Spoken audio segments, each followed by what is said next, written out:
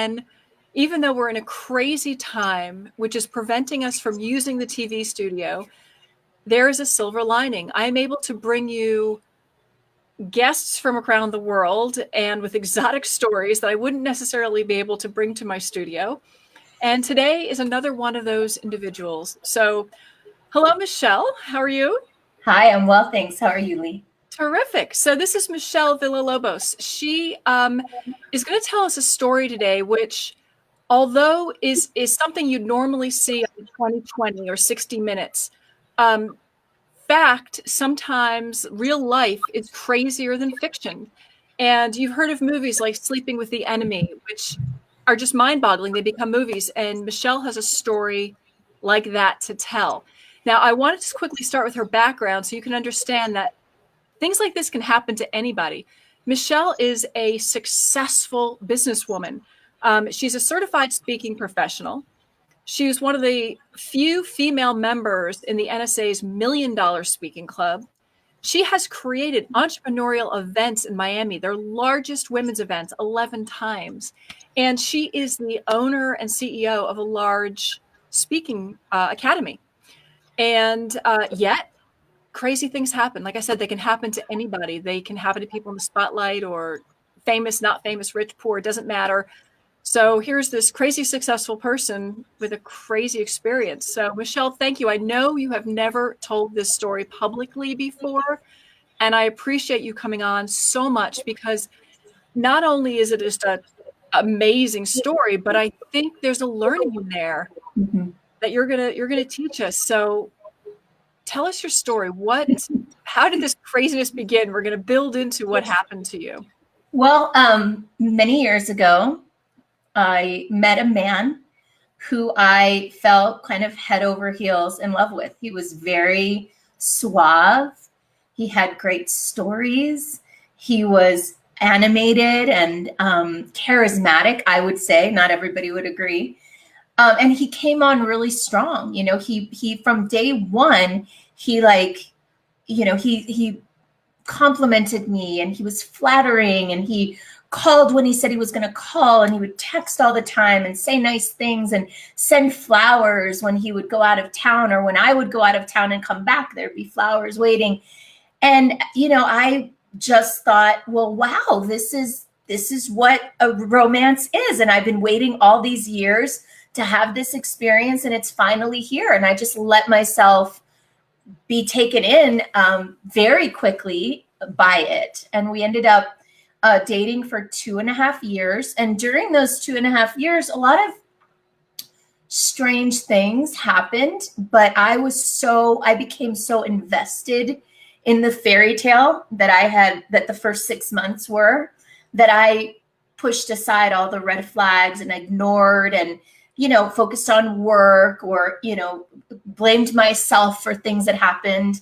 But ultimately, it turned out he was not a great guy. You know, what I discovered 2.5 years in. So can I just ask, like, what are some weird things that are happening that you'd ignore? Because I think women often do this. There'll be a sign and they go, it's everything's great, right? Because you met Prince Charming.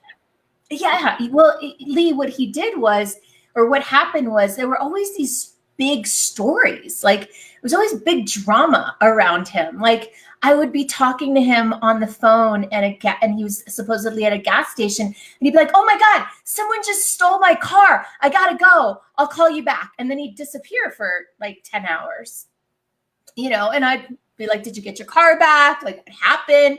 It was always this big elaborate story, you know, and in hindsight later, I don't believe that any of those things actually happened. Like, oh, I was in the parking lot coming out of this restaurant, I got beat up by somebody, and, you know, and now I'm, you know, in bed.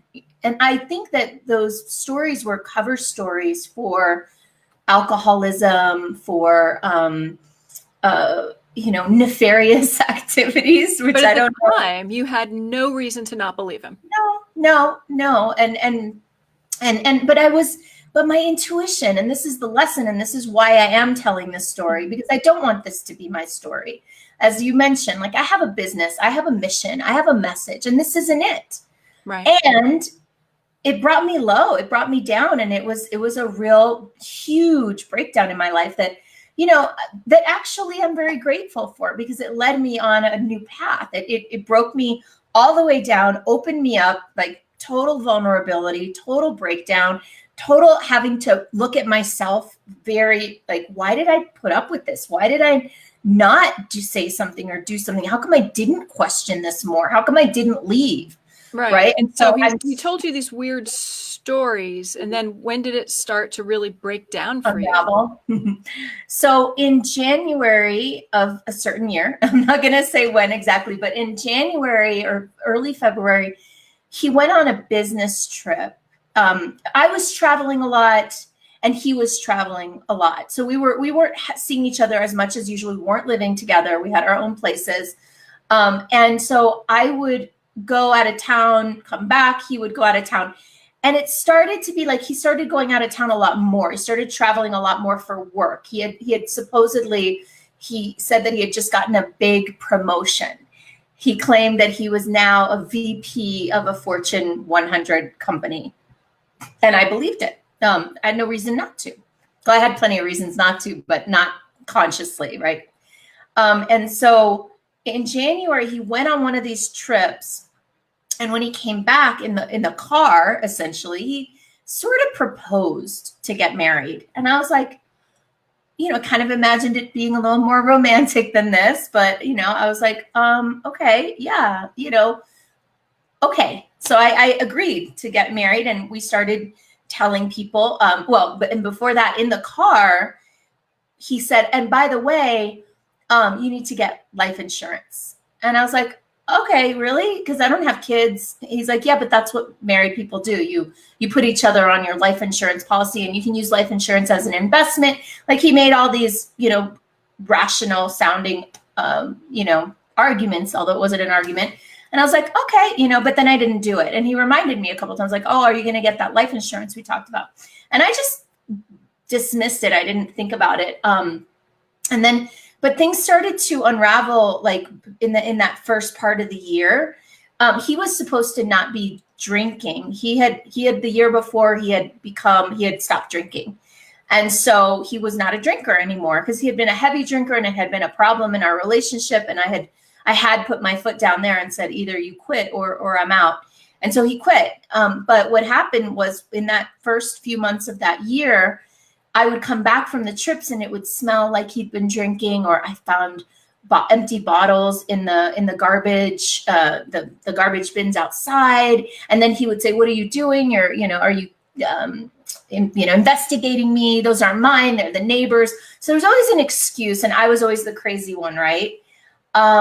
So these things started to happen. And then one weekend in particular, one Sunday, I'd come back from a trip on Friday, and he woke me up at 5 a.m, and he looked crazy. He was sweating. He was nervous. He was agitated. One of his eyes was like kind of off kilter. It didn't look like he was, he almost had like a lazy eye, which I'd never noticed before, and he didn't have before. And he was sweating, and he basically had this really severe panic attack, or paranoia attack. Like, he thought there were cameras all over his house. He thought people were listening to our conversations. He brought me into the bathroom and turned on all the faucets so that we could talk, because he said people were listening. And I'm like, I could tell that he was having some sort of paranoid, psychotic kind of episode. And I thought it was because he hadn't been sleeping. And, I knew that lack of sleep could lead to delusions and things like that.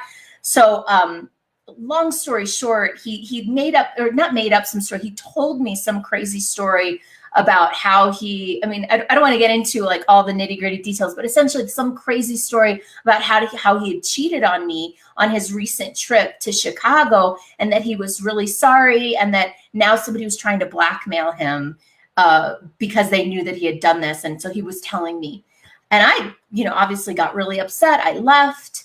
And then he called me a couple hours later, not remembering any of this, not remembering what he had said, not remembering what had happened. He had apparently called the police, and the police were at his house, and he couldn't remember why. It was just this whole crazy thing. And he's like, please come back. That was a crazy story. I think it was a delusion. And I I went back, I went back to his house and I tried to take care of him. I was like, look, you need to sleep. You're delusional because you're not sleeping. But he couldn't sleep. I gave him a couple Benadryl to see if it would calm him down. He wouldn't calm down.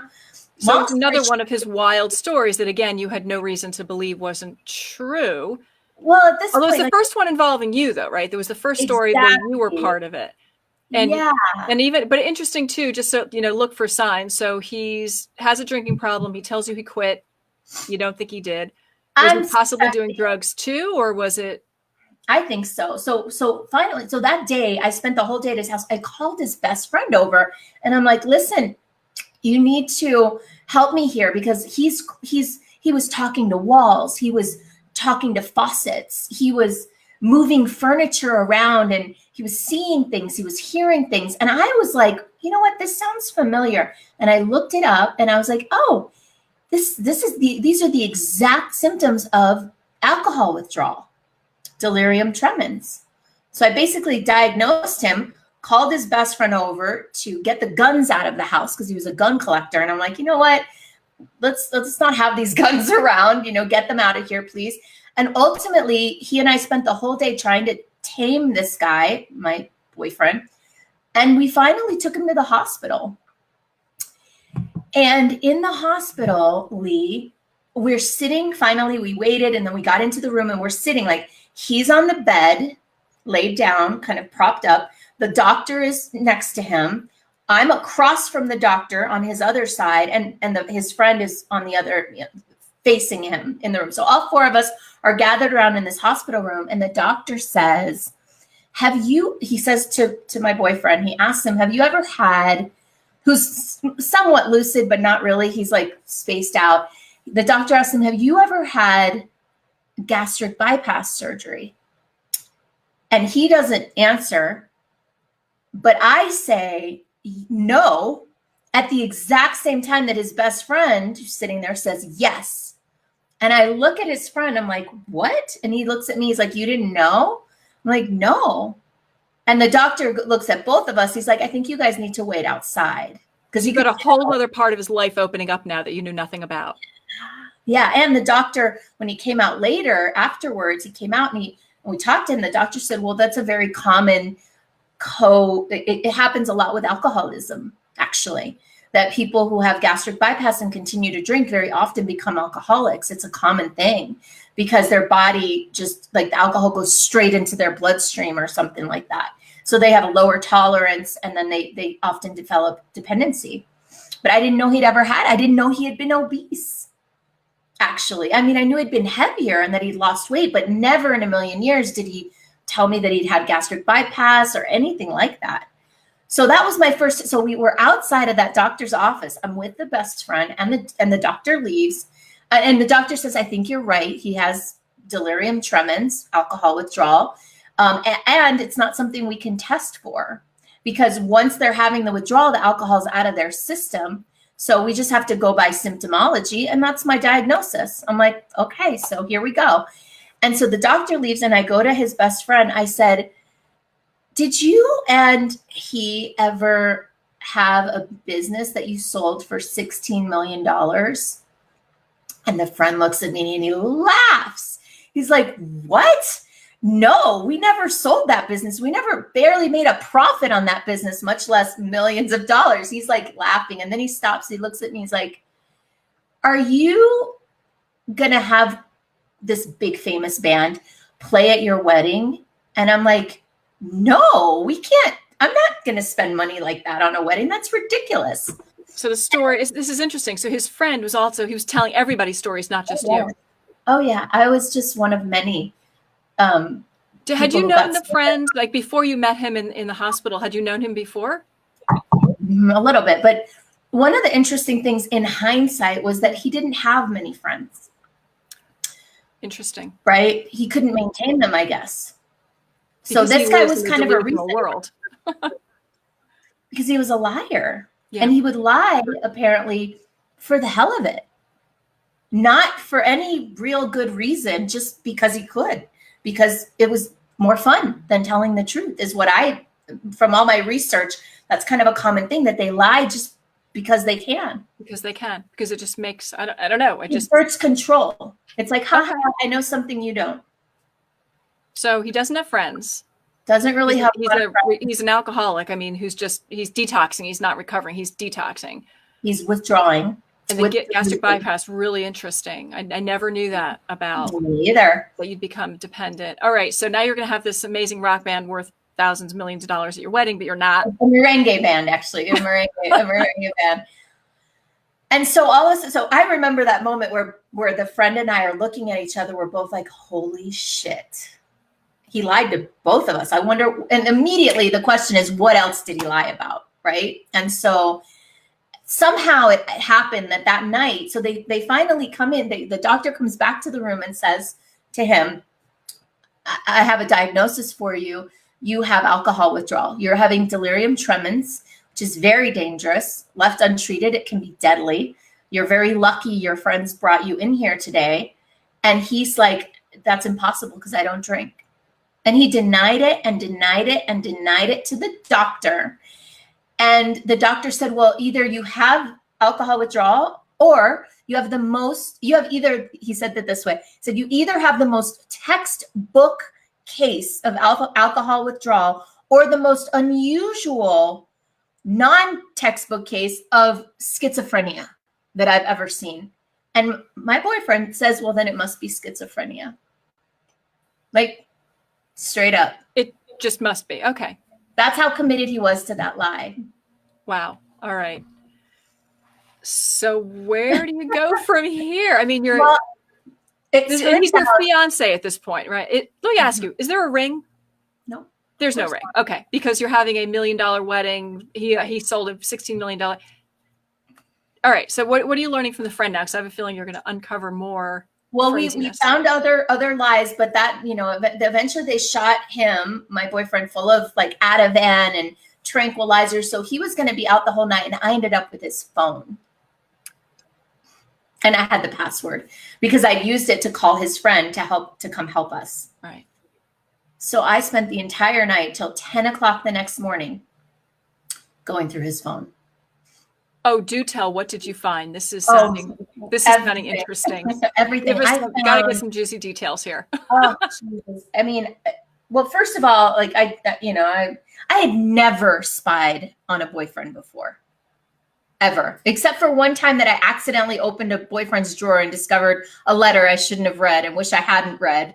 Other than that, like that's not my style. Mm-hmm. But I got that phone and I went through everything, and something hinky is going on. Oh yeah, at this point I'm like, what is going on? I found, let's see, a lot of things. So for example, I found that he was no longer employed. Well, I knew that he was no longer employed, but I didn't know that he never got that promotion that he claimed. Mm-hmm. So he had claimed that he was a VP at this big old company. That was a lie. I found his severance. I found his real severance document that had the correct severance number.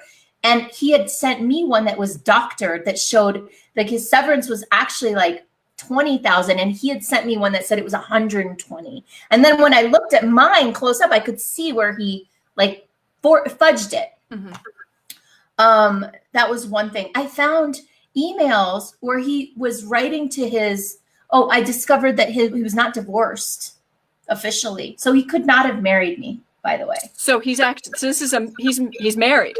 Yeah. Now I knew his ex, like I knew that they had broken up, but I thought they were divorced. Right. They'd never bothered to get a proper divorce. So here he was proposing to me. We were creating a wedding. He couldn't marry me. There was no like, hey, we need to get a divorce really quick because I'm going to get married. There was none of that. Right. What I discovered though was a lot of like, there was one email chain where he wrote to his ex and was like, I can't pick up the kids today. I collapsed in Publix and I went into a coma. It's like, of course, it's like the same thing. Like my car got stolen at the gas station, right. Like these crazy stories, probably a drinking binge or a drug binge, or I don't know. I have no idea what he was doing in those times that he was like out of commission for a day or 2 days, but he was doing it the same thing to her that he did to me. And that's when I started wondering, well, all these crazy stories. Oh, one of the other things I discovered was he had always told this story. One of the things that I fell in love with was the story about how he saved his daughter from being kidnapped by his first ex. Like, he flew to Colombia, he saved her, he brought her back. And I was like, oh my God, you're amazing. Turns out he's the one that kidnapped her. I've got letters from the mom, like, how could you take her from me? How could you do this to me? Like, it was the complete, like, the opposite story that he had told me, but he was the perpetrator. Wow. But in his mind, he's the hero. I don't know. I mean, or at least he's going to bring it across that way, right? He's not going to go a bad person. He's saying, I'm this amazing hero. Right. He stole his daughter. Like, he took her. And then he said first ex was this the previous woman was the first one, or was he married before that?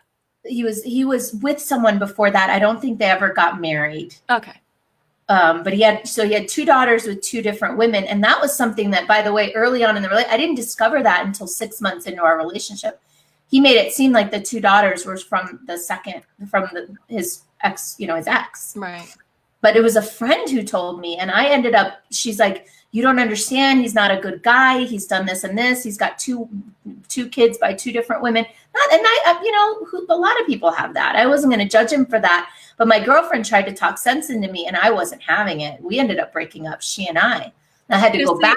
It's really interesting you're saying that, because that's something I understand happens to abused women. Now, this isn't a situation where you're abused, but you're being mentally manipulated, which... Yeah. And but I've heard that before, that you will shun people who are trying to give you the right story because you're so manipulated. Gaslighting. You have to buy into it. Otherwise you're crazy, right? Yes. That's the gaslighting piece. And that's really where I could see how women can stay for years and years. Honestly, Lee, if I hadn't been confronted with it like this, I don't think I would have left. Quite honestly. Like, I was really deep into the fairy tale. I was really, like, even when confronted with all this, I had a hard time leaving. I had invested 2.5 years. This was my last chance. Like, I was, that was my belief, right? There was just a lot of reasons why I wasn't, because I would have to face so many of my own demons, and I did, but I wouldn't have done that by myself without really... I'll say we'll jump forward with the story in a second, but that's interesting you're saying that. Looking back, is there anything that could have, quote unquote, saved you? So your friend tried. She tried to get you out of this relationship and you got rid of her.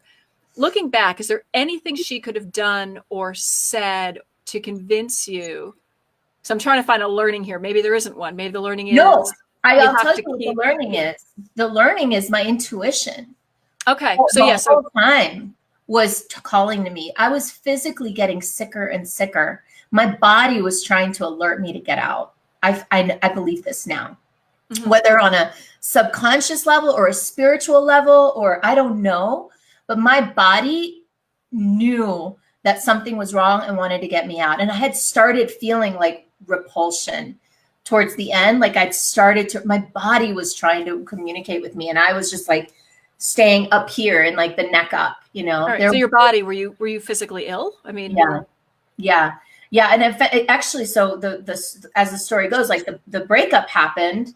And I'll tell you, there's a little bit more. There's a kind of a last piece to that story that I discovered, which was really kind of critical. That happened. And then 2 weeks later, I was getting sicker and sicker. So I went to the doctor, my holistic doctor, and I'd done all these tests, and I went to get my results 2 weeks after the breakup. And I was in bad shape. I was pre-diabetic. My vitamin D was 14, which is really, really, really bad. I was in really bad shape. And my heart had a condition, and I had this genetic mutation, and with, just like all this stuff that I discovered right around then.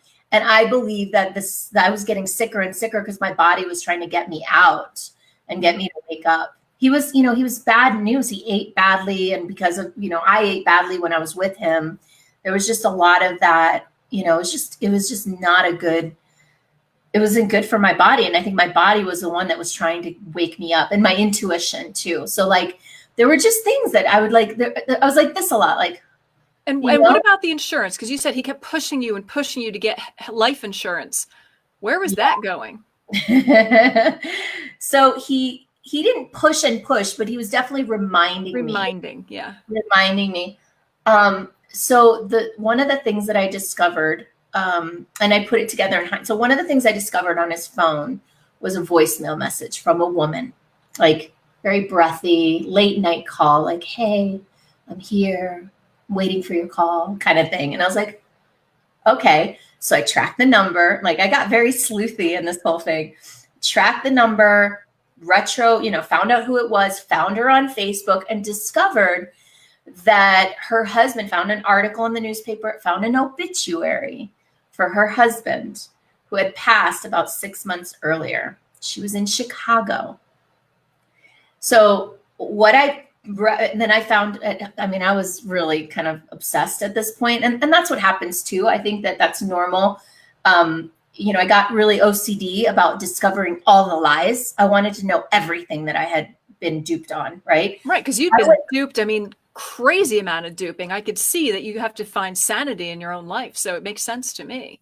So I went down the rabbit hole and I went into his, so I was like, Chicago, wait, he proposed the day he got back from Chicago.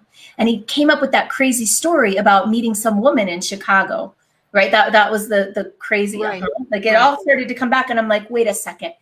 She was a widow. She had just lost her husband 6 months earlier. I don't know from what. It didn't say in the obituary, but it seemed like maybe he had an illness. But what I did find out through like the record searching and all that was that she had gotten a $2 million life insurance settlement. Oh boy. Yeah. So what I believe, and what I have no real hard evidence, and I know I did not go to the police or any of that because it's conjecture, it's total speculation, but it came to me in the middle of a dream that was like, oh, I put it all together. It was like he went to Chicago. I went back to my text messages from that weekend. He disappeared. He seemed like he could be drunk. Like I remembered a conversation that we had before he disappeared where he was sweaty. It was the whole weird attitude and he wasn't feeling well. He was sick. But then his Uber receipts showed that he had gone to this woman's house because I had her address and come back in the early morning. So he'd spent the night there. And then he gets on a plane, comes back to Miami and proposes. So and asked me like he was it looks like he was plotting possibly to set up your murder for insurance money, because maybe he was just hoping I'd get into an accident. But I mean, I don't think it was any coincidence that on his phone, one of the things that I discovered was research. Well, what I call research. Right. He had 3 browser windows open to different cases of men murdering their wives or their girlfriends or their fiancés on their honeymoon. Wow. So, yeah. So, and he lived in this delusional world. So this is, yeah. The stories I've heard, right, is that this is what it sounds like he was doing. I mean, it makes sense, right? He's wooing you. He asked you to marry him. Now you suddenly have to get life insurance, and then he looks up how to kill you. Like I said, this is what I believe is true. This is what my heart believes is true. Mm-hmm. It might not be, and maybe he was toying with the idea. Maybe he never would have gone through with it. Maybe he was, following a rabbit hole and, maybe it was all delusional. I don't know. What I do know is that we had a hiking trip to Colorado planned for the summer. And there's no way he could have married me in November unless he got a divorce. So. And now he's gone. You said he just disappeared. I blocked him on every channel. I don't stay in touch with his ex. And I have no idea. I have not seen one iota of him. And yes, every once in a while I've gone to the internet just to check, just to see. I found nothing. I find it hard to believe that he could have disappeared completely from his life, given that he had 2 kids, he had the ex, but I haven't. Yeah. Well, that's an incredible story. And I wish I could go on for another half hour. Believe it or not, we're at the end of our time already. But I think your story is amazing. It's incredible. It's mind-boggling. But I think maybe women can learn a little bit from it. And what the lesson to me is, you have to listen to your inner voice, because that's why it's there. I mean, you gave up on your friends, but you can't give up on yourself. So, well, thank you so much for joining me today on A Certain Age. This has been amazing. An amazing story. So thanks for being my guest. My pleasure, Lee. Thank you.